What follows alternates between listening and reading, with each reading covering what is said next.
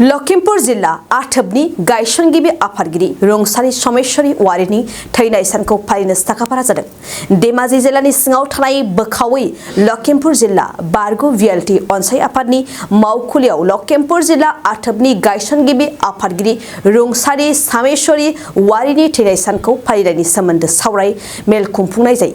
बे सावराय मेलनि गेजेरजों थैनाय सानखौ फालिनायजों लोगोसेयैनो रुंसारि समेश्वरी वारिनि मुङाव गांसे बिजाब दिहुननो थांखिबो लानाय जादों।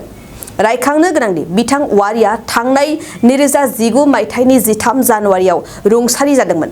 दिनै बेनि लोब्बायै धेमाजि जिल्ला दुलाराय बर' आइजो अनसाय आफादनि आफादगिरि पुलेश्वरी दैमारिनि मासि सामलायनाय मेलाव BKWSनि CM मिहिनीश्वर बसुमतारी, UBPOनि आफादगिरि मनरन्जन बसुमतारी, EM मलेन्द्र नार्जारी, धेमाजि जिल्ला एबसुनि बोसोनगिरि लखेन बसुमतारी, BTRनि बायजोनि बारग' NDFBनि आफादगिरि धर्मेश्वर बसुमतारी आरो गुबुन गुबुन आफाद गौथुमनि दैदेनगिरि बिबानगिरिफ्रा बाहागो लादों।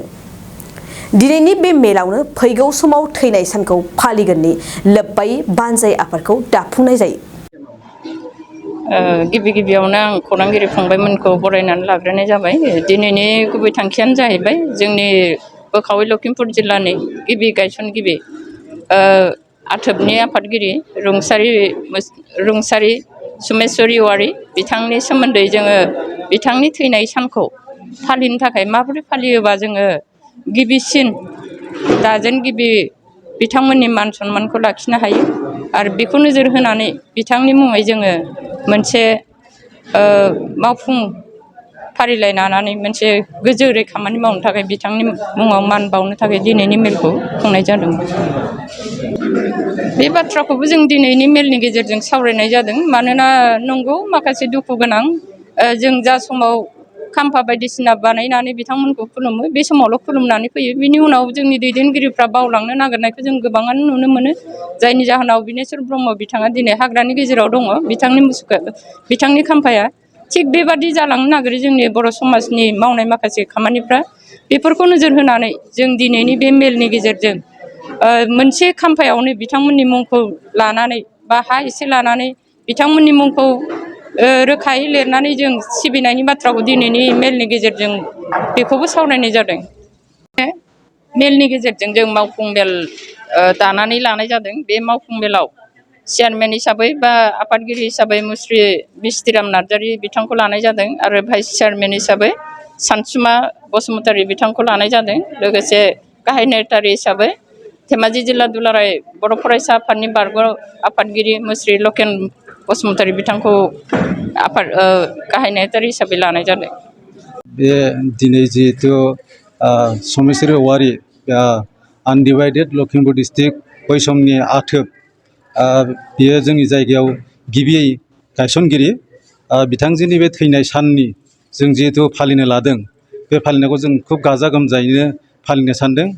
मानोना बिथाङा जोंनि आनडिभाइडेड लखिमपुर डिस्ट्रिक्टनि आथोबनि गिबि बिबानगिरि हिसाबै बिबान लानानै जिहेतु जोंनि जायगायाव माखासे मावनो गोनां हारि माहारिनि गेजेरजों जोंनि गेजेराव जेसेबां बर' संगठनफोर दं बिथांमोनजों गोरोबनानै जि आइजो अनसाय आफादनि जि मावनो गोनां हाबाफारि बिथाङा मावबोनाय माखासे हाबाफारिखौ गोसोखांनानै जों बिथांनि थैनाय सानखौ लोब्बा लाखिनानै बिथांनि थैनाय सानखौ जों खोब मोनफ्रोमबो आफादजों लोगो नांनानै जयै खुंनो थाखाय लाहार फाहार खालामनाय जादों। जिसे थाखोआव मुं थिसननो गोनां फरायसाफोरनि थाखाय मोनसे गोनां फोसावथाय। क'क्राझार दा रिलेटिभ पाब्लिक स्कुलाव थाखो 10 सिम मुं थिसननाया सोलिगासिनो। साइन्स आरो आर्ट्स मोन्नैबो आयदायाव थाखो 10 नि मुं थिसननाया सोलिगासिनो। मुं थिसननायजोंनो लोगोसे साइन्स आयदानि फरायसाफोरनो स्कलारशिप टेस्टनि सुबिदा होनाय जागोन। बेनि गेजेराव फरायसाफोरखौ टप 3 सायख'नाय जागोन। 75% आरो स्कलारशिप टेस्टनि काट अफ मार्क जागोन। टपार जानो हानाय फरायसाफोरा 100% स्कलारशिपनि सुबिदा मोननो हागोन। टपार फरायसाफोरनो क'क्राझार दा रिलेटिभ पाब्लिक स्कुला 2 बोसोरनि बेसेन नाङाजासे सोलोंथाइ लानो सुबिदा होगोन।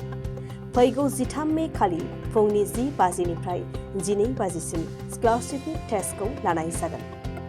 आबुं मिन्थिनो थाखाय 7086401137 नङाब्ला 9435704380 जानबुं अनजिमा आरो रिलेटिभ पाब्लिक स्कुल @gmail.com आवबो जगाजग खालामनो हागोन।